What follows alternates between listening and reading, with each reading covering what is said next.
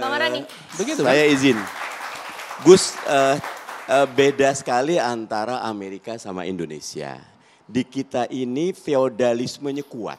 Ketika presiden menyatakan seperti itu, saya malah melihat ini etikanya bermasalah sekali. Kenapa? Karena yang pertama di istana. Yang kedua presiden menyatakan Nasdem itu sudah punya koalisi yang lain. Berarti kalau Gus sangat paham mafhum mukhalafahnya, berarti makna sebaliknya berarti yang ini tidak saya dukung yang ini. Pak Jokowi itu harus paham beliau punya dua sisi. Personally, secara personal boleh kok. Pak Jokowi dukung Ganjar, dukung Prabowo, nggak ada masalah. Tapi tidak sebagai Pak Jokowi sebagai institusi presiden. Acaranya di istana. Kalau nggak salah itu kumpul para ketum. Lebih enak diundang saja Nasdemnya.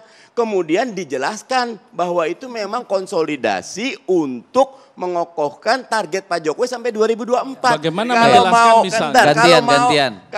Kalau mau konsolidasi monggo di tempat lain, jangan di istana. Ini berbahaya sekali karena kita itu amat sangat feodal, berbahaya. Jadi gini, demokrasi itu ya adalah bagian dari kita. Karena itu kemudian yang penting itu adalah etiknya. Kita mau bicara tentang demokrasi, keberpihakan sah silakan. Tapi ingat, presiden ini adalah presidennya para calon presiden. Calon presiden. Kenapa kemudian ada yang di-endorse, ada yang tidak di-endorse. Ada yang kemudian diberikan jalan mulus, ada yang kemudian yang tidak diberikan jalan. Kepemihakan, keberpihakan itu penting. Tapi ingat, demokrasi itu adalah sirkulasi elit.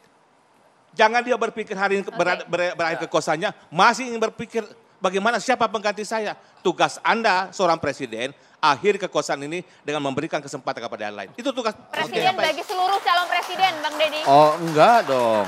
Pertama gini, kita akan bicara itu harus ada rujukannya. Kita bicara misalnya rujukan best practices di negara-negara demokrasi. Dalam hal ini Amerika. Presiden Amerika yang sedang menjabat itu biasa mengendorse calon-calon dari partainya. Tadi seperti disebutkan ya, Obama mendukung Hillary. Waktu zaman Bill Clinton dia sempat dukung Al Gore, tapi karena kemudian mereka berbeda pendapat dia nggak mau ikut kampanye. Itu kalau kita mau merujuk pada demokrasi. Jadi tidak, ntar dulu dong Bang.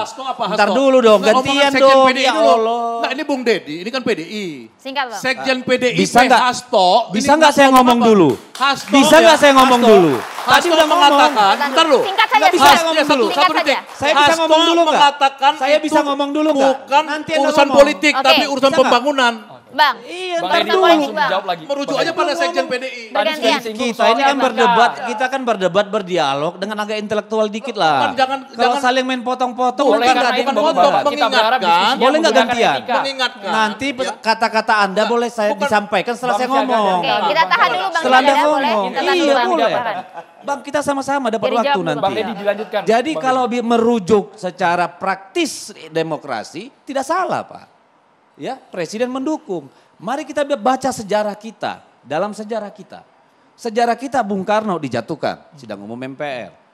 Soeharto dijatuhkan sidang umum MPR. Habibie jatuh di MPR. Ibu Mega selesai dia mencalon. Ya, tidak ada. Pak Jokowi menang, periode kedua dia tidak mengendorse calon siapapun karena tidak punya calon. Oke? Apakah ada konstitusi yang dilanggar? No. Apakah ada regulasi yang dilanggar? Tidak. Apakah ada etika? Etika yang cara mana? Etika. Nah. Etika itu belajar dari proses kita berkebudayaan berpraktek politik. Kan dari sana munculnya etika dan norma. Mana yang dilanggar? Tidak ada. Sebentar Bang. Belum ngomong Bang, belum ngomong. Siap-siap. Baru on mic Bang. Aman Bang. Aman Bang Deddy. Awak lagi sur. Lanjut. Jadi mana yang dilanggar gini, tadi poin ini itu. kan problemnya. Kalau kita mau mengatakan itu salah, alasannya adalah hukum, regulasi, dan konstitusi. Kalau kita mau bicara itu salah secara etika dan norma, bicaranya adalah pengalaman kita berkebudayaan politik.